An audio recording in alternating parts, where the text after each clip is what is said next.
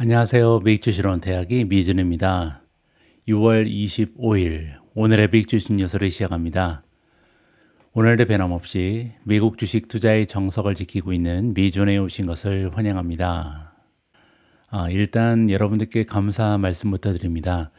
어제 그제 이렇게 이틀 동안요. 정말 많은 분들께서 미준 멤버십에 가입을 해주셨습니다. 예상하지도 못한 숫자가 나오고 있거든요. 그래서 정말 책임감도 많이 느껴지고요. 앞으로 여러분들 투자 활동이 성공적으로 이루어질 수 있게 최선을 다해야겠다라는 다짐을 하고 있습니다. 그리고 혹시 이번에 새롭게 미준 멤버가 되신 분들 중에 제가 어제 그렇게 많은 포스팅을 올려드리지는 못했습니다. 그래서 방송에서는 하루에 10개 이상 포스팅 한다 그러더니 생각보다 많이 안 올라오네 이렇게 생각하실 수가 있는데요. 제가 어제도 그렇고 그제도 그렇고 미준 추천 주식을 선정하느라고 조금 분주합니다. 예고해드린 것처럼 7월 3일 날 미준 멤버분들 그리고 초이스탁의 회원분들을 위해서 특별한 라이브 방송을 김인종 대표님하고 기획하고 있잖아요. 그리고 이 라이브 방송에서 2025년 하반기에 우리가 관심을 가져야 하는 최고의 관심 종목 탑5를 발표할 예정입니다. 어제 정말 고심한 끝에 원래는 한 20종목 정도가 있었는데요. 그중에서 10종목으로 좀 출연했습니다. 그리고 오늘 다시 10종목에서 5종목을 탈락시키고 탑5를 만들 계획이거든요. 그래서 평소보다는 제가 시간적인 여유가 없어서 포스팅의 숫자가 조금 줄었다는 점은 양해의 말씀을 좀 드리고 싶습니다. 자, 다가오는 7월 3일 날 준비된 미준 특별 방송, 미준 특별 라이브 방송 많은 분들께서 참여해 주셨으면 좋겠습니다. 자, 그러면 6월 25일 준비된 오늘의 미국 주식 뉴스 바로 시작합니다.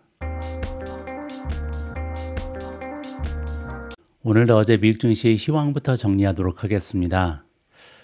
다시 한번 S&P 500 맵이요, 녹색으로 물들어 있습니다. 최근에는 정말 투자하는 게 너무나 편안합니다. 이런 걸 우리가 골디락스라 그러죠. 그래서 미국 증시가 지나치게 뜨겁지도 않고 또 차갑지도 않은 미지근한 상태가 지속되고 있거든요. 그래서 투자자 입장에서는 굉장히 마음이 편안한 이런 상태입니다.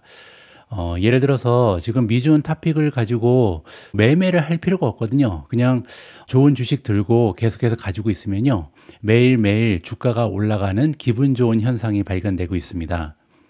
어제도 빨간색이 드문드문 있긴 한데요. 대부분의 섹터 그리고 대부분의 종목이 플러스로 마감이 됐죠. 특히 우리가 애정하는 테크주들은요, 대부분 상승 추세를 보였고요. 또 녹색이 선명한 종목들이 꽤 많이 발견이 됩니다. 자, 이렇게 테크주 위주로 굉장히 좋은 상승세가 발견되는 하루였다라고 정리가 가능하겠죠. 자, 그리고 미국 주식의 대표적인 지수의 움직임을 보시면요, 어제는 탑2가 하나는 마이크로캡이니까 초소형주죠. 1.91% 올라가면서 가장 좋았고요. 두 번째는 나스닥 100이 1.53% 올라갔습니다. 자, 이렇게 테크주 그리고 초소형주가 좋았다는 얘기는요, 경제 관련해서 좋은 뉴스가 있었겠구나. 특히 이제 금리 관련해서 좋은 뉴스가 있었겠구나 유추가 가능하죠. 금리가 떨어지게 되면 마이크로캡, 초소형주는요, 아무래도 이자 비용이 많이 줄어듭니다. 그렇기 때문에 소형 기업들한테 굉장히 유리한 거고요. 또한 만약에 금리가 떨어지게 되면 채권의 시장의 금리가 떨어질 가능성이 높기 때문에 나스닥을 비롯한 굉장히 많은 테크주들이 이득을 얻을 수가 있습니다. 테크주라는 것은 성장주죠. 성장주는 먼 미래를 보면서 투자를 하기 때문에 미래의 현금의 가치가 굉장히 중요하거든요.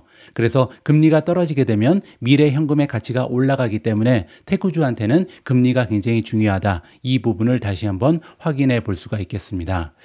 자, 그러면 금리 관련해서 어떤 뉴스가 있었는지 살펴봐야겠죠.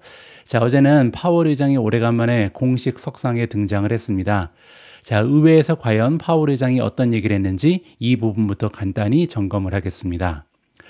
파월 연준 의장은 트럼프 대통령의 비판에도 불구하고 정치적 소음을 무시하고 연준의 임무에 집중하고 있다라고 밝혔습니다. 파월 의장은 트럼프 대통령의 관세로 인한 인플레이션 위험이 아니었다면 이미 금리를 여러 차례 인하했을 것이다, 이렇게 증언을 했고요. 금리 인하의 구체적인 시점은 언급하지 않았으나 시장에서는 7월보다는 9월에 첫 금리 인하가 시작될 것이라는 기대가 강화되고 있는 상황입니다. CME 페드 와치 툴에 따르면요, 시장은 7월 인하 가능성을 18.6%로 보는 반면 9월 인하 가능성은 87%까지 끌어올렸습니다. 연준은 2024년 12월부터 금리를 4.25%에서 4.50%로 동결해 왔고요. 파월 의장은 어제 이러한 신중한 접근이 옳았다라고 자체 평가했다라고 정리가 가능합니다. 자, 이번에는 미존의 한마디로 마무리하도록 하겠습니다. 저의 개인적인 판단으로는요, 어제 파월 의장의 커멘트는 비둘기파적인 느낌이 매우 강했습니다. 예를 들어서 관세로 인한 불확실성이 없었다면 기준금리를 이미 인하했을 것이다, 이렇게 얘기했는데요. 자, 이 얘기를 자세히 들여다보면요. 자, 지금 관세로 인해서 미래에 어떤 일이 일어났을지 잘 모르잖아요. 불확실성이 있죠. 그런데 만약에 관세 문제가 없었다면 지금 현재 여러 가지 수치를 봤을 때는 이미 기준금리를 내리는 것이 맞았다. 자, 이렇게 긍정적인 얘기를 한 거죠. 자, 그리고 7월 연준 회의에서 금리 인하가 있을 수 있는지 묻는 질문이 있었는데요. 여기에 대해서는 새로 들어오는 데이터, 특히 인플레이션과 고용 관련 데이터에 달려있다, 이렇게 답했습니다. 자, 따라서 7월 달에 금리 내릴 가능성이 있나요? 이렇게 물어봤는데 아니다, 7월 달에는 가능성 없다, 이렇게 얘기한 게 아니잖아요. 따라서 7월 금리 인하 가능성을 완전히 배제하지는 않았습니다. 그렇다고 해서 7월에 금리를 내린다는 얘기는 아니고요. 자, 7월 달에 대한 가능성을 열어놓고 있다는 건요, 그만큼 9월 달 FOMC 미팅에서는요, 금리 인하가 시행될 가능성이 매우 높아지고 있다는 의미로 해석이 가능합니다. 제가 반복해서 말씀드리지만 경기 침체라든지 금리 인상 사이클이 나타나지 않는다면요, 우리의 미국 주식 투자는 비교적 안전합니다. 왜냐하면 베어마켓이 찾아올 확률이 매우 낮기 때문이죠. 베어마켓은 대표적인 두 가지 이유가 있죠. 첫 번째는 경기 침체, 리세션이고요. 두 번째는 금리가 인상되는 사이클에 접어들면 보통은 20% 이상 떨어지는 굉장히 좋지 않은 하락장이 발생합니다. 하지만 지금은 이 두 가지 모두 굉장히 멀어 보인다, 이렇게 진단이 가능하고요. 자, 관세라는 불확실성으로 인해서 오히려 금리 인하 사이클이 굉장히 장기화되고 있습니다. 금리 인하 사이클이 만약에 한 1, 2년 만에 끝나버리면요, 상승장도 굉장히 짧게 일어나겠죠. 하지만 지금은요, 오히려 굉장히 장기간 동안 금리 인하 사이클이 이어지면서 미국 증시가 지속적으로 상승세를 유지할 수 있는 골디락스가 형성됐다, 이렇게 판단하고 있습니다. 자, 이어서 시장의 분위기 잠깐 점검하면서 넘어가겠습니다. 가장 먼저 S&P 500의 시장 폭을 보시면요, 시장 폭이 굉장히 넓어졌습니다. 연이어서 미국 증시가 상승 추세를 지켜내면서 이제는요, S&P 500을 이루는 500대 기업 중에 50일 이평선 이상으로 주가가 올라가 있는 종목은 무려 74.55%입니다. 자, 이렇게 단기적인 추세가 좋은 종목이 많다면요, 그만큼 단기적으로 봤을 때는 급락세가 나타날 가능성이 희미해졌다, 이렇게 긍정적으로 평가가 가능하죠. 자, 그리고 장기적인 추세도요, 이제는 51.68%의 주식이 긍정적으로 전환했습니다. 자, 따라서 이제는요, 한두 종목만 달리는 것이 아니라 S&P 500에 속해 있는 종목 중에 대부분이 긍정적이다, 이렇게 우리가 추세를 점검해 볼 수가 있는 거고요. 시장의 변동성 지수도 마찬가지인데요. 이제는 빅스 지수가 무려 17.48까지 떨어졌습니다. 굉장히 고유한 장세죠. 아까 제가 말씀드린 것처럼 골디락스의 형상을 보이고 있다, 저는 개인적으로 이렇게 진단하고 있습니다. 피어 앤 그리드 인덱스도 마찬가지죠. 지금 57에 머물러 있는데요. 한 단계 올라갔긴 했어도 뜨거운 단계랑은 거리가 멀죠. 따라서 시장이 지금 너무 뜨겁지도 않고요, 과열되지 않았다는 거죠. 그리고 차갑게 식지도 않고 있습니다. 골디락스의 형상이 계속해서 유지되고 있다, 저는 굉장히 긍정적으로 평가하고 있습니다. 다음에는 마켓 스코어인데요. 마켓 스코어도 계속해서 똑같은 수준이 유지가 되죠. 더 올라가지도 않고 그렇다고 떨어지지도 않잖아요. 77, 78에서 계속해서 고유한 정체성을 유지하고 있다, 이 부분도 저는 긍정적으로 보고 있습니다. 머리에 머물렀던 분위기가 어깨까지 떨어지는 것이 그게 부정적이다, 저는 이렇게 판단을 하고 있고요. 다음은 미준 탑픽의 성적인데요. 어제는 테크주 위주, 그것도 AI 수혜주들이 시장을 이끌었거든요. 따라서 미준 탑픽은 너무나 좋은 분위기가 연출이 됐습니다. 가장 위쪽을 보시면 크레도 테크놀로지가 무려 8.69% 하루 만에 급등을 했고요.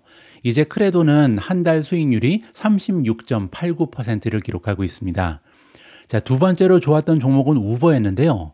우버는 최근에 분위기가 그냥 그랬죠. 자, 그런데 어제 이 무거운 주식이 7.52%나 급등을 했거든요. 우버가 올라간 이유 잠깐 보여드리죠. 자, 우버가 애틀란타에서 웨이모와 자율주행 차량 호출 서비스를 시작한다. 자, 이러한 소식이 전달이 됐습니다. 그래서 웨이모한테 벌금을 받는 것이 아닌가 이렇게 걱정했던 투자자들이 웨이모랑 우버랑 같이 가는구나 이렇게 안도의 한숨을 쉬면서 어제 오래간만에 우버 주식이 달렸다 이렇게 보시면 되겠죠. 자, 세 번째로 AMD가 6.83% 굉장히 좋았는데요. AMD 관련해서는 조금 이따 하나의 기사를 읽어드리면서 자세한 내용을 설명드릴 수 있도록 하겠습니다. 네 번째로 좋았던 종목은 셀레스티카. 셀레스티카도 요즘에 너무나 좋죠. 올해 들어서 수익률이 47.7%를 초과하고 있고요. TSMC도 4.65% 올라갔습니다. 그 밖에도 B2가 플러스 4.60%, 트레이드데스크 플러스 4.31, 브로드컴 플러스 3.94, 스트래티지가 플러스 2.68, 엔비디아 플러스 2.59, 팔란티어 플러스 2.37, 아마존 플러스 2.06, 메타 플러스 1.96, 넥스트래커 플러스 1.89, 구글이 플러스 0.96, 탈렌 에너지 플러스 0.88, 비트코인이 0.77% 올라가면서 106,950회가 있습니다. 어제 딱 두 종목이 떨어졌는데요. 하나는 비스트라 0.2% 소폭으로 하락했고요. 그리고 테슬라는 전반적으로 시장이 좋았는데 2.35% 비교적 큰 폭으로 하락했습니다. 자, 이렇게 테슬라가 떨어진 이유를 잠깐 좀 점검을 해보죠. 자, 시킹 알파로 들어가서 우리가 어제 시장이 이렇게 좋았는데 왜 테슬라 혼자 떨어졌는지 기사를 통해서 확인해 보도록 하겠습니다. 자, 일단 이 기사를 읽어볼 만한데요. 자, 어떤 내용인지 잠깐 보여드리죠. 자, 여기 한국어 번역을 좀 클릭을 해 보도록 하겠습니다. 오늘 영국의 인터넷 속도가 너무나 느립니다. 조금 이해를 해주시고요. 자, 테슬라의 로보택시가 교통법규 위반으로 연방당국 조사 촉발이라는 제목인데요. 자, 한번 좀 읽어보죠. 미국의 자동차 안전규제 당국이 테슬라의 자율주행 로보택시가 오스틴에서 유료 운행을 시작한 첫날 교통법규를 위반했다는 보고에 대해서 조사 중이다라는 내용입니다. 미국의 고속도로 교통안전국이 있는데요. 언급된 사건들을 인지하고 있으며 추가 정보를 수집하기 위해 제조사와 접촉하고 있다. 이렇게 발표했습니다.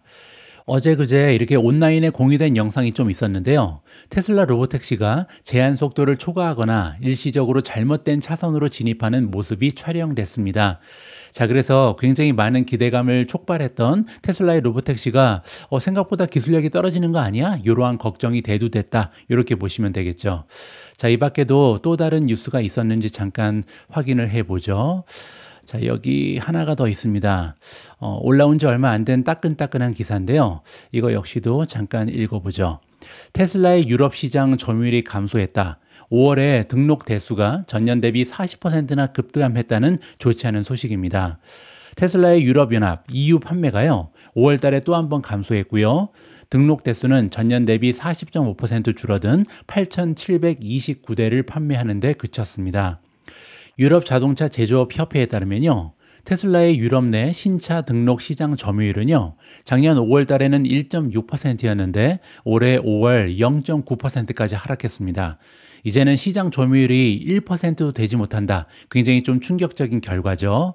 2025년 들어서는요. 지금까지 시장 점유율이 지난해 2%에서 1.1%로 반토막이 났습니다. 자, 이렇게 좋지 않은 소식 두 가지가 겹치면서 테슬라의 주가가 떨어지고 있다. 이렇게 마무리가 가능할 것 같습니다. 오늘은 AMD 이야기를 좀 해볼까 합니다. 미준 탑픽에 AMD가 포함된 게 지난 5월 5일이었습니다. 그런데 우리가 AMD 주식을 탑픽으로 선정할 때 주가가 $100 정도였거든요. 그런데 지금 현재 AMD의 주가를 보시면 138.43입니다. 그래서 거의 40% 가까이 급등했잖아요. 자, 이것 때문에 아마 많은 분들께서는 지금 AMD를 사기는 너무나 늦었다. 이렇게 포기하시는 분들이 계실까봐 오늘 영상을 준비를 했고요. 오늘 방송 보시면 아마도 AMD 매수가 늦지 않았다는 것을 직접 확인해 보실 수가 있을 겁니다. 자, 어제 AMD 주가가 이렇게 6.83%나 올라간 이유가 하나 있었는데요. 굉장히 긍정적인 보고서 하나가 나왔습니다. 투자회사 CFRA가 AMD에 대해서 강력 매수를 추천했고요. 거기에는 두 가지 커다란 이유가 제시되고 있습니다. 굉장히 짧은 기사인데요. 대신에 제가 미준의 한마디가 굉장히 깁니다. 그래서 좀 집중해서 들어보시면 이런 이유로 AMD가 앞으로도 좋겠구나, 이렇게 여러분들이 이해를 하실 수가 있을 겁니다. 투자회사 CFRA가요. 리사수가 이끄는 AMD에 대해서 곧 출시될 제품 그리고 매출을 이유로 등급을 상향 조정했고요. 화요일 AMD 주가가 결과적으로 7% 가까이 급상승했습니다. 애널리스트 이름은 안젤로 지노고요. 자, 이렇게 얘기했죠. 우리의 등급 상향 조정은 여러 요소를 반영한다. 따라서 지금 AMD를 둘러싼 많은 호재가 있다. 이렇게 얘기하는 거고요. 첫째, AMD가 MI400 시리즈를 출시하고요. ZT 시스템즈의 딜을 완료하면서 렉스케일 솔루션으로 전환을 준비함에 따라 2026년에는요. 엔비디아와의 경쟁 격차를 좁힐 것으로 본다. 굉장히 긍정적인 얘기가 나옵니다. 자, 이 얘기는 굉장히 중요한 부분이라서요. 제가 조금 이따 아주 자세하게 설명을 드릴 수 있도록 하겠습니다. 자, 결과적으로 이는 GPU 매출 상승에 기회를 제공한다. 지금 GPU 시장은 엔비디아가 독점하고 있잖아요. 근데 이 시장 점유율을 조금은 찾아올 것이다. 이렇게 예상이 가능한 거죠. 자, 두 번째, 우리는 AMD 가속기 고객 기반이요. 오라클, 오픈 AI 등으로 확장되는 것을 확인하고 있다. 자, 이제 슬슬 AMD가요. 하나 둘씩 굵직굵직한 고객사를 확보하고 있다. 이게 두 번째로 중요한 부분이죠. 자, 그리고 동시에 회사는요. 오픈소스 AI 소프트웨어 스택, 즉 ROCM에서도 진전을 이루고 있다. 자, 이렇게 세 가지 이유가 나왔는데 이 중에서 첫 번째 그리고 세 번째 이유는요. 너무나 중요합니다. 조금 이따 제가 자세히 설명을 드릴 예정에 있고요. 자, 안젤로 지노 애널리스트는 결과적으로 투자 의견을 매수해서 강력 매수로 상향 조정했습니다. 자, 그래서 그냥 매수도 아니고 지금 너무너무 좋아 보인다. 이렇게 주장을 하는 거고요. 목표 주가는 125달러에서 165달러까지 올리면서 앞으로도 19% 이상 추가 상승할 수 있는 여력이 있다. 이렇게 주장하고 있습니다. 게다가 GPU 서버 시장도요. 4분기부터는 급격한 회복세를 보일 것으로 예상됨에 따라서 이는 AMD에 긍정적인 영향을 미칠 것이다. 이렇게 덧붙였습니다. AMD도 너무나 좋은데 GPU 시장 자체도 좋다는 거죠. 그리고 마지막으로 각국의 자체 AI, 우리가 주권 AI라고 부르는 거죠. 주권 AI 구축 기회와 AMD가 중국 시장에 복귀할 수 있다는 잠재적인 시나리오 역시도 긍정적인 요인이다. 자, 지금 AMD의 주가는요, 중국 시장에 복귀할 수 없다라고 가정을 하고 있죠. 따라서 만약에 의외로 나중에 엔비디아 그리고 AMD의 GPU가 중국 시장으로 판매가 될 수 있다. 이런 사건이 발생하게 되면요, 그때는 엔비디아도 그렇고 AMD에도 굉장히 커다란 호재가 될 수 있다는 거죠. 기대하지 않았던 것이 발생하면 굉장히 커다란 호재나 굉장히 커다란 악재가 될 수 있다. 이렇게 이해가 가능합니다.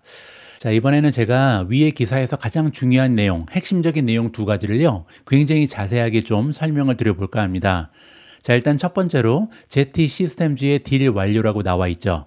자, 과거 얼마 전까지만 해도 AMD는요, CPU, GPU 칩만을 만드는 반도체 회사였습니다. 그리고 AMD가 만든 반도체를 사다가 완성 서버를 조립해서 판매하는 것은요, 델이라든지 HP, 그리고 ZT 시스템즈와 같은 회사들의 목이었다. 자, 그 얘기는 뭐냐면 AMD는 반도체만 판매를 하고요. 이 반도체를 기반으로 컴퓨터, 서버는 컴퓨터거든요. 데이터 센터에 들어가는 컴퓨터를 만드는 회사는 따로 있었다는 거죠. 자, 그런데 이제 AMD가 ZT 시스템즈를 직접 사버린 것입니다. ZT 시스템즈의 인수는요, 2025년 3월 31일에 완료가 됐습니다. 따라서 인수한 지 아직 3개월도 채 지나지가 않았죠. 자, 인수 이후에 제조 공장은요, 2025년 5월에 산미나에 30억 달러에 매각을 해버렸습니다. 따라서 제조 공장은 포기한 거죠. 따라서 AMD는요, 설계, 고객 지원 인력 1000명과 IP만 유지하면서, IP는 지적재산권을 얘기하는 거고요. 자본 집약적인 제조 부분을 떼어버리고요. 고부가 설계 서비스에 집중하는 현명한 선택을 했습니다. 딱 필요한 것만 취합해서 가져왔다. 이렇게 보시면 되겠죠. 자, 어쨌든 여기서 핵심은요, AMD가 서버 렉 스케일 설계 전문 기업인 ZT 시스템즈의 인수를 마무리하면서요, AI 데이터 센터용 CPU 더하기 GPU 더하기 네트워킹 칩으로 구성된 통합 시스템을 자체적으로 설계하고 공급할 수 있게 됐다. 굉장한 거죠. 그 전까지는요, CPU 따로 팔고 GPU 따로 팔았는데 이제는 아예 시스템을 만들 수 있다. 이렇게 이해가 가능합니다. 자, 이로써 AMD는요, 단순한 칩 공급자에서 풀스택 솔루션 업체로 진화하고 있고요. 향후에 MI400 GPU 판매 확대에 유리한 발판을 마련했습니다. 그리고 이 전략은요, 사실상 경쟁사인 엔비디아가 이미 성공적으로 구사하고 있는 방식입니다. 엔비디아는 GPU 칩만 판매하지 않고요, DGX와 같은 완전한 서버 시스템을 판매하면서 여태까지 시장을 장악해 왔거든요. 따라서 이제는 AMD도 Z 시스템즈를 인수함으로써 엔비디아와 동일한 방식으로 완성품 대 완성품의 경쟁을 할 수 있는 발판이 마련됐다. 이렇게 보시면 됩니다. 따라서 Z 딜 완료는요, AMD가 단순한 반도체 설계 회사를 넘어서 이제부터는요, 데이터 센터 시장에 엔비디아와 정면으로 경쟁하는 종합 솔루션 기업으로 거듭났음을 보여주는 아주 중요한 사건이다. 이렇게 보시면 될 것 같습니다. 자, 그뿐만이 아니죠. 두 번째로 중요한 부분이 지적이 되고 있는데요. 바로 소프트웨어입니다. 여러분들 잘 알고 계신 것처럼 AMD의 가장 큰 약점은요, 하드웨어가 아니라 소프트웨어, 즉 ROCm입니다. 대부분의 AI 개발자들은요, 이미 엔비디아의 쿠다에 굉장히 익숙해져 있죠. 그리고 모든 AI 프레임워크와 라이브러리가 쿠다 중심으로 구축이 되어 있는 상황입니다. 자, 여기 나와 있는 AI 프레임워크는 뭐냐면요, AI를 만들 때 사용하는 하나의 프로그램이다. 이렇게 보시면 됩니다. 우리가 보통 코코블록 같은 걸로 이렇게 뭘 만들 때 이렇게 하나하나 블록이 필요하잖아요. 이런 걸 프레임워크라고 부른다. 하나의 AI 툴이다. 이렇게 보시면 됩니다. 자, 게다가 ROCm은요, 설계가 복잡하고 버그가 굉장히 많았고요. 특정 운영 체계나 하드웨어에서만 작동하는 등 안정성이 굉장히 떨어졌습니다. 그리고 또한 개발자들이 참고할 만한 공식 문서라든지 문제가 생겼을 때 도움을 받을 수 있는 커뮤니티가 굉장히 작았죠. 왜냐하면 누구나 다 쿠다를 사용하고 있었기 때문에 ROCm을 사용하면요, 상대적으로 굉장히 불리하다. 이렇게 우리가 이해해 볼 수가 있겠죠. 자, 하지만 CFRA의 애널리스트 안젤로 지노는요, 최근에 AMD가 이 문제들을 해결하기 위해 엄청난 노력을 기울이고 있고요, 가시적인 성과가 드디어 나타나고 있다. 이렇게 주장하고 있습니다. 실제로 최근에 ROCm의 새 버전이 계속 출시되면서요, 과거의 불안정성이 크게 개선되고 있고요, AI 모델을 훈련하고 출원하는 성능이 눈에 띄게 향상되었다는 의견이 많이 발견이 됩니다. 특히 가장 인기 있는 AI 개발 도구 파이토치가 있는데요, 이 파이토치랑 긴밀하게 협력을 진행하고 있고요, 이제는 ROCm은 파이토치를 공식적으로 완벽하게 지원한다고 합니다. 그 얘기는요, 개발자들이 이제 어려움 없이 AMD GPU에서 파이토치 모델을 돌릴 수 있게 됐다. 이렇게 보시면 되겠죠. 자, 게다가 개발자들이 기존의 쿠다로 작성했던 코드를요, 이제는 아주 약간의 수정만으로 ROCm 환경에서 실행할 수 있도록 돕는 도구의 기능이 강화됐다라는 평가도 나오고 있습니다. 자, 그래서 이게 만약에 사실이라면요, 개발자들이 엔비디아에서 AMD로 넘어올 때 장벽을 크게 낮춰둔다.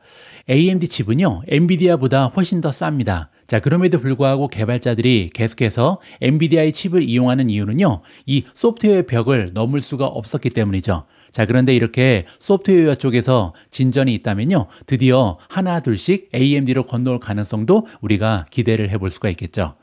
소프트웨어의 발전 없이는 AMD는요, 엔비디아의 아성을 절대 넘을 수 없습니다. 따라서 이러한 진전은 AMD의 미래에 가장 중요한 긍정적인 신호 중 하나다. 이렇게 평가할 수가 있겠습니다. 자, 이번에는 AMD 주식의 모멘텀을 보도록 하겠습니다. 굉장하죠. 26가지 지표 중에 매도를 주장하는 지표는 단 한 가지도 없습니다. 10가지는 중립, 그리고 16가지의 모멘텀 지표는요, 지금은 AMD를 사야 된다. 이렇게 극찬을 하고 있죠. 자, 밑으로 내려가서 주가 차트를 보여드릴 텐데요. 굉장한 주가 차트가 보입니다. 자, 여기 보시면 굉장히 오랫동안 2024년 초부터죠. 자, 반년 정도를요, 굉장히 긴 하락 채널 안에서 올라갔다 내려갔다를 반복했는데요. 문제는 고점도 계속해서 떨어지고 있었고요, 저점도 계속해서 하락하고 있었죠. 자, 이거는 전형적인 하락세입니다. 자, 그런데 여기 보시면요, 드디어 이 추세선이 무너졌습니다. 상향 돌파했잖아요. 자, 이거는 굉장히 중요한 기술적인 지표다. 이렇게 보시면 됩니다. 현재 AMD의 주봉 차트는, 이건 지금 5년 차트거든요. 여러 가지 강력한 기술적 지표들이 동시에 강세를 가리키고 있다. 이렇게 나와 있는데요. 첫 번째로 장기적인 하락 채널의 상향 돌파가 일어났습니다. 여기에 설명드렸죠. 확연하게 드러나는 모습이고요. 두 번째, 이번 돌파는요, 거래량이 뒷받침이 됐습니다. 같은 돌파래도 거래량이 좋았다는 것은요, 굉장히 추세가 좋다. 이렇게 이해가 가능하고요. 자, 세 번째로 주요한 수평 저항선 130달러를 돌파했다는 의미가 있습니다. 바로 이 부분이죠. 정고점이었잖아요. 여기 쭉 거서 보시면 여기가 굉장히 중요한 하나의 돌파 지점이다. 이렇게 볼 수가 있는 거고요. 자, 네 번째, 장기 이동 평균선 60주 이동 평균선을요, 이번에 돌파해 버렸습니다. 바로 이 녹색이죠. 이 녹색이 여기 겹치잖아요. 따라서 앞에 나와 있었던 장기 이동 평균선 그리고 수평 저항선 130달러가 굉장히 중요한 수준이었습니다. 130달러를 돌파하면서 세 가지가 지금 돌파가 된 거죠. 첫 번째는 채널의 추세선을 돌파한 거고요. 두 번째는 수평으로 걸려 있었던 130달러의 저항선을 넘어버린 거고요. 마지막으로 60주 이동 평균선도 가뿐히 넘어버렸습니다. 따라서 기술적으로 봤을 때요, 지금은 너무나 좋은 상태다. 이렇게 마무리를 해드리겠습니다. 다음에는 비트코인 이야기를 좀 해야 될 것 같습니다. 어제 암호화폐 관련해서 두 가지의 굉장히 커다란 호재가 있었거든요. 자, 첫 번째 호재부터 잠깐 보여드리면요. 골드만삭스 그리고 시타델 시큐리티 같은 대형 투자 기관이요, 이번에 디지털 에셋이라는 기업에 1억 3,500만 달러의 투자 라운드에 참여했다라는 굉장한 소식이 전달되고 있습니다. 자, 이 뉴스가 왜 이렇게 큰 의미가 있는지는 조금 이따 제가 천천히 설명을 드리고요. 자, 두 번째 호재도 마저 전달을 해드리죠. 자, 이번 기사부터 읽고 그리고 나서 제가 자세히 설명을 올리도록 하겠습니다. 트럼프 대통령이 이란과 이스라엘 간의 휴전을 발표한 이후 화요일 비트코인을 포함한 암호화폐 가격이 상승하고 있습니다. 화요일 정오까지 비트코인은 10만 5천 달러 수준을 넘었고요. 지금은 10만 6천까지 올라갔죠. 자, 이렇게 중동의 긴장 완화로 인해서 주식시장도 상승세를 보이는데요. 이러한 시장의 위험자산 선호 움직임이 유일한 동력은 아니었다. 자, 따라서 긴장이 완화된 것도 하나의 이유긴 하는데요. 이거보다 더 중요한 이유가 있었다는 거죠. 그게 뭐냐면요, 공화당 상원 의원들이 암호화폐에 대한 기본 규칙을 설정하는 주요 법안을 공개했기 때문입니다. 자, 구체적으로 이번 법안은요, 암호화폐가 언제 상품 또는 증권으로 분류되는지를 정의하고요, 암호화폐 거래소가 상품선물거래위원회 CFTC에 등록할 수 있도록 허용하고, 또한 디지털 자산에 대한 증권거래위원회 SEC의 규제를 줄이는 내용을 담고 있습니다. 자, 그렇게 되면요, 암호화폐 산업을 면밀히 규제하려고 노력했던 바이든 대통령의 게리 겐슬러 SEC 위원장과는 완전히 딴 방향으로 전환되고 있다. 지금 완전히 두 정부가 엄청나게 다른 접근을 시도하고 있다. 이렇게 보시면 되겠죠. 자, 따라서 이번에 법안이 통과된 건 아니지만 이제 공개가 됐고요. 드디어 슬슬 암호화폐 관련된 규정이 정비될 가능성이 높다. 굉장히 투자자 친화적인 정책이 마련될 것이다. 이러한 기대감이 올라간다라고 보시면 될 것 같습니다. 여러분들 잘 알고 계신 것처럼 지난주 상원은요, 스테이블 코인 법안을 통과시키면서 암호화폐 업계의 첫 번째 주요한 입법적 승리를 안겼습니다. 이것 때문에 지금 스테이블 코인이 난리가 났죠. 그래서 코인베이스의 주가도 엄청나게 급등했고요.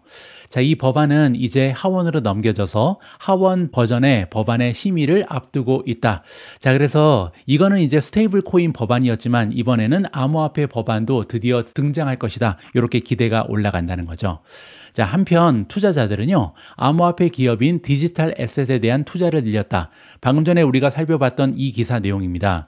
자, 여기 보시면요, 골드만삭스, BNP 파리바, 그리고 헤지펀드 억만장자 켄 그리펜의 시타델 증권 등 금융업계의 여러 거물로부터요, 1억 3,500만 달러라는 엄청난 자금을 조달받았습니다. 스스로를 규제받는 암호화폐 기업이라고 내세우는 이 회사는요, 조달한 자금을 금융기관을 위한 블록체인 캔톤 네트워크의 채택을 촉진하는 데 사용할 것이다. 이렇게 밝혔는데요.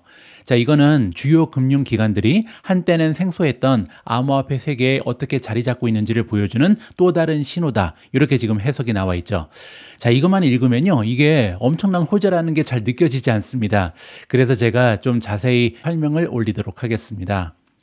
위 기사에서 언급된 골드만삭스, BNP 파리바, 그리고 시타델 증권은요, 세계 금융을 움직이는 대표적인 회사들입니다.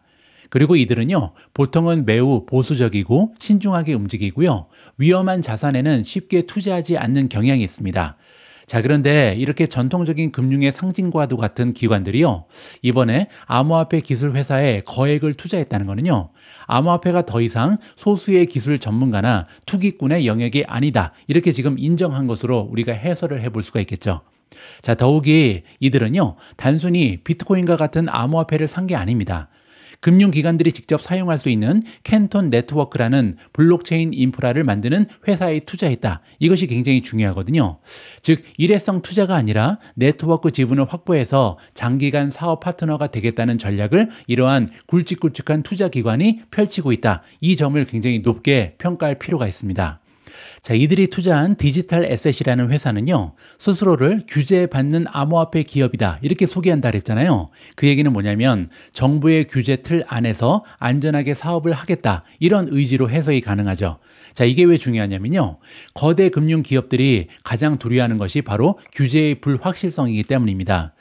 규제를 준수하는 안전한 블록체인 기술이 등장했다는 것은요, 이러한 대형 기관들이 이제는 안심하고요, 암호화폐 기술을 자신들의 사업에 도입할 수 있는 문이 열렸다, 이렇게 해석해 볼 수가 있겠습니다. 자, 이번에는 디지털 에셋이라는 회사가 구축하고 있는 캔톤 네트워크가 뭔지 좀 설명을 드리도록 하겠습니다. 캔톤 네트워크는요, 전 세계의 금융기관들이 실거래, 결제에 쓸 수 있도록 설계된 블록체인이다, 이렇게 보시면 되는데요. 단순한 코인 투자가 아니라 기존의 금융 시스템과 직접 엮을 수 있도록 파이프라인을 블록체인으로 갈아 끼우는 역할이다, 이렇게 보시면 됩니다. 캔톤 네트워크는요, 이미 채권이라든지 머니마켓 펀드, 그리고 상품, 원자재 같은 거, 그리고 모기지 등 실물 자산을요, 디지털 토큰 형태로 올리고 있습니다. 자, 이렇게 실물 자산을 온체인으로 옮기게 되면요, 24시간 내내 거래가 가능하고요, 즉시 결제도 가능하죠. 이렇게 해외 송금 같은 건 몇 시씩 걸리잖아요. 그럴 필요가 없다는 거죠. 그리고 투명한 감사가 가능해지기 때문에 금융기관 입장에서도요, 수수료 절감, 그리고 리스크 관리 면에서 이득이 굉장히 크다. 따라서 채택될 가능성이 높다. 이렇게 기대가 올라가고 있습니다. 자, 이렇게 큰 손들이 자체 자본을 투입할 때는요, 아직 관망 단계가 아니라 전략적인 진입 단계다, 이렇게 해석하는 것이 맞습니다. 안 그러면 이렇게 커다란 자본을 투자할 필요가 없겠죠. 따라서 얼마 전까지만 해도 주요 금융기관들은요, 암호화폐를 위험하고 잘 모르는 투기 자산으로 취급을 했는데요, 이제는 이들이 암호화폐의 기반 기술인 블록체인을 미래 금융의 핵심 도구로 인식하고요, 자신들이 직접 사용할 수 있는 안전한 기술에 투자하면서 생태계를 직접 만들어가고 있는 모습을 보여주고 있다, 이렇게 평가가 가능합니다. 자, 따라서 이 소식은요, 암호화폐와 전통 금융의 경제가 허물어지고 있는 것을 보여주는 매우 상징적인 사건이다, 초대형 호재다, 저는 이렇게 개인적으로 판단하고 있습니다. 자, 오래간만에 비트코인의 모멘텀을 보도록 하겠습니다. 26가지의 지표 중에 2가지는 매도고요, 10가지는 중립, 14가지의 지표는 매수를 가리키고 있습니다. 자, 그리고 주가 차트도 굉장히 예쁜데요. 자, 여기 보시면 2번이나 막혔던 지점을 이번에 뚫어냈잖아요. 물론 그 이하로 좀 떨어지긴 했습니다. 지금 조정을 받고 있는데요, 조정 이후에 다시 한번 시도할 가능성이 높아 보이고요. 자, 그리고 여기에 우리가 삼각형을 그릴 수가 있죠. 자, 여기 보시면 여기는 상향하고 있고요, 여기는 지금 유지가 되고 있잖아요. 자, 이러한 삼각형을 우리가 상승형 삼각형이라고 부릅니다. 상승형 삼각형은요, 수렴되는 부분에서 돌파를 만들 가능성이 70% 정도 된다, 통계적으로 이렇게 나와 있거든요. 따라서 기대감이 굉장히 올라가는 형국이 나타나고 있다, 이렇게 보시면 됩니다. 자, 여기 나와 있죠. 비트코인은 현재 92,000달러에서 108,000달러 박스권 상단을 다시 한번 두드리는 상승 삼각형 패턴을 만들고 있고요. 상승 삼각형 패턴이 저항선을 돌파하면서 상승 추세를 만들어낼 확률은 통계상 70%로 알려져 있습니다. 자, 따라서 단기적으로는요, 비슷한 수준에 형성되고 있는 20일 그리고 60일 이동평균선의 지지 여부가 가장 중요하다. 자, 여기 보시면 오렌지색은 20일 이평선이고요, 그리고 녹색선이 60일 이평선인데요, 거의 만나고 있죠. 따라서 굉장히 중요한 지지선의 역할이다, 이렇게 보시면 되죠. 여기가 뚫리면 안 됩니다. 자, 여기서 계속해서 지지를 해주면서 다시 한번 정고점을 뚫어야 된다, 이렇게 볼 수가 있는 거겠죠. 자, 따라서 현재 가격대인 103,000에서 106,000 106,000 구간 이동평균선 지지를 성공적으로 방어하고 반등할 수 있다면요. 다시 한번 최고점 저항선인 112,000에서 114,000 돌파를 시도할 가능성이 높다. 그리고 이 저항선을 강력한 거래량과 함께 돌파만 할 수 있다. 그러면 새로운 상승 랠리를 기대해 볼 수가 있겠죠. 자, 하지만 만약에 이동평균선 지지선이 무너진다면 이 얘기는 지금 20일하고 60일 이평선이 만나고 있는데 여기가 뚫린다면 그렇게 되면요. 다음 지지선인 92,000까지는 하락할 가능성이 높다. 이러한 식으로 전망을 해볼 수가 있겠습니다. 오늘 마지막으로 준비된 컨텐츠는 미존 팟캐스트입니다. 오늘 미존 팟캐스트의 주인공은 팔란티어고요. 팔란티어 관련해서 굉장히 좀 장황한 보고서 하나가 있습니다. 따끈따끈한 보고서인데요. 이 보고서를 통해서 과연 팔란티어의 투자 가치는 뭐고 지금 현재 밸류에이션이 굉장히 높은 상황인데 계속해서 투자해도 좋을지 여기에 대한 의견을 들어볼 수가 있거든요. 자, 그런데 이렇게 좀 분량이 많다 보면 읽기가 귀찮죠. 그래서 이럴 때는 미존 팟캐스트가 굉장히 좋은 대안이 될 수가 있습니다. 자, 오늘도 저와 제 와이프의 목소리로 이루어진 팟캐스트로 팔란티어 관련된 투자 의견을 직접 한번 들어보시면 좋을 것 같습니다. 오늘 방송은 여기까지입니다. 오늘 방송도 마지막까지 함께해 주신 분들께 진심을 담아 감사의 말씀을 드립니다. 저는 내일도 여러분들 투자 활동에 도움될 수 있는 유용한 정보 가지고 다시 돌아올 수 있도록 하겠습니다. 우리 모두가 미국 주식 투자로 은퇴하는 그날까지 다 함께 화이팅입니다. 행복한 하루 되세요. 감사합니다. 안녕하세요. 미존입니다. 안녕하세요. 오미주입니다. 오늘은 수요일이네요. 아시다시피 저희는 8월 초에 말레이시아로 이주할 예정이라 한층 더 부산합니다. 일상생활과 주식시장의 동향을 같이 살펴보려고 하니 늘 시간에 쫓기지만 그래도 시장이 올라서 좋습니다. 여러분도 어쩌면 힘든 하루를 보내시고 계시겠지만 주식계좌 보면서 또 한번 힘내시길 바라봅니다. 오늘은 팔란티어 AI 혁명의 진짜 주인공일까? 라는 주제로 이야기 나눠보겠습니다. 주식 좀 아는 분들이라면 최근 데나이브가 주도하는 AI 레볼루션 ETF 들어보셨을 텐데요. 오늘은 그 10대 종목과 팔란티어의 위치를 깊게 파보겠습니다. 근데 진짜 팔란티어?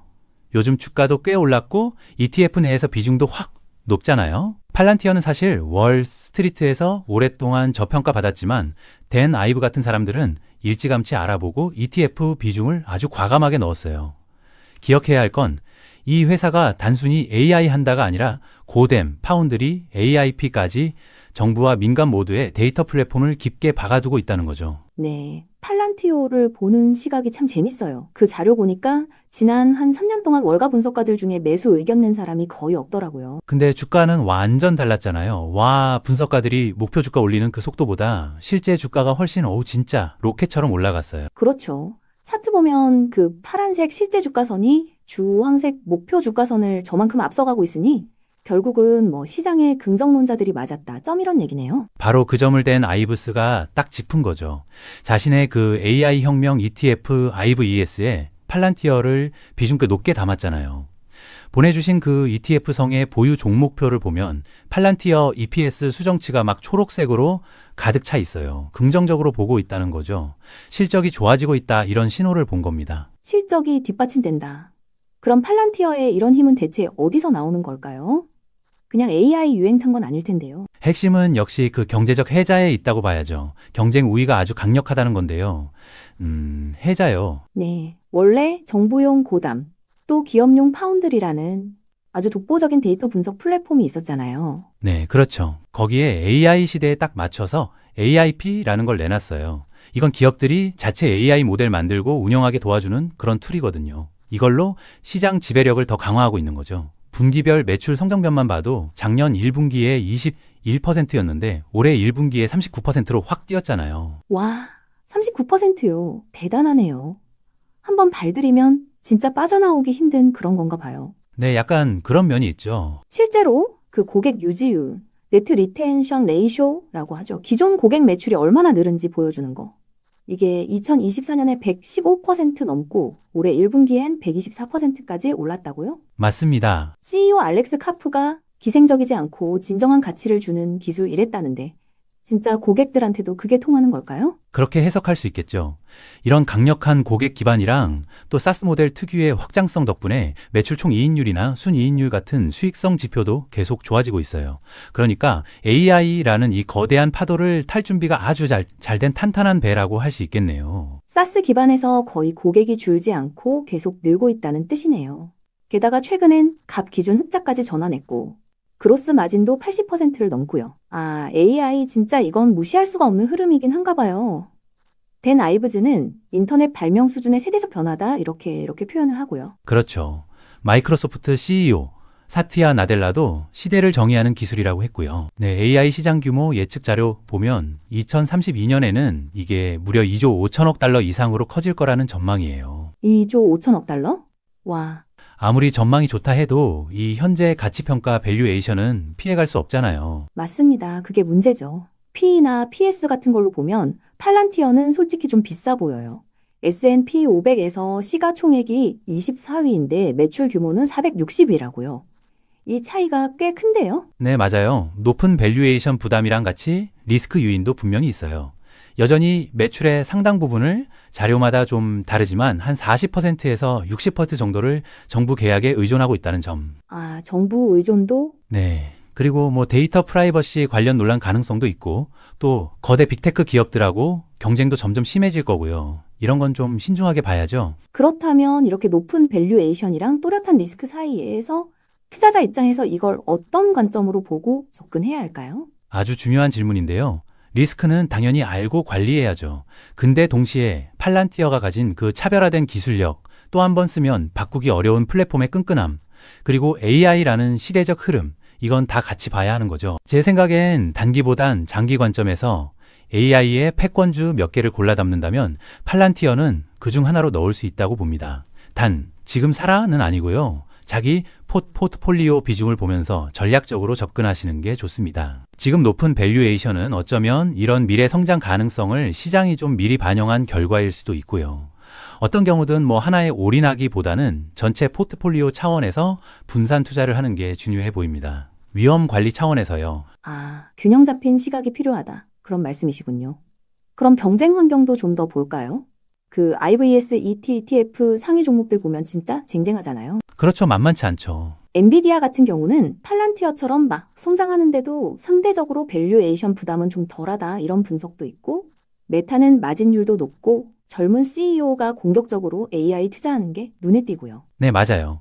그리고 IVES ETF 자체에 대해서도 생각해 볼 게 좀 있어요. AI 분야에 집중 투자하는 좋은 방법일 수는 있는데 연 0.75% 운용 보수가 좀 높다는 점. 네, 그리고 특정 섹터에 너무 몰려 있으니까 분산이 좀 부족하고 AI 관련주들 원래 변동성이 크잖아요. 그런 리스크는 감안해야죠.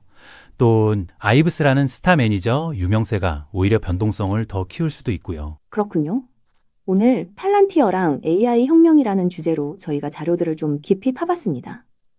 핵심을 좀 정리해보면 팔란티어는 논란도 있고 밸류에이션도 높지만 그래도 AI 시대의 중요한 플레이어라는 건 분명해 보인다는 거. 네, 그 점은 확실하죠. 그리고 AI라는 이 메가 트렌드는 어쩌면 이제 막 시작일 수 있다. 네, IVES 같은 ETF를 활용하는 방법도 있지만 개별 기업이든 ETF든 각각 장단점을 진짜 꼼꼼히 따져봐야 합니다.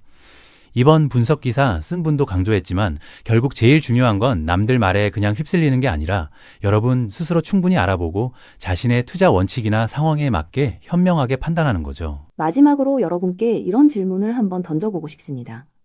만약에 AI가 그냥 기술 트렌드가 아니라 우리 사회랑 경제 구조 자체를 근본적으로 바꾸는 혁명이라면 팔란티어 같은 기업의 진짜 미래 가치를 지금의 재무 지표만으로 정확하게 잴 수 있을까요? 이 질문에 대한 여러분만의 답을 찾아보시는 것도 참 의미 있을 것 같습니다. 네, 오늘 나눈 이야기들이 여러분의 투자 여정에 조금이나마 도움이 되었으면 좋겠습니다. 함께 해주셔서 감사합니다.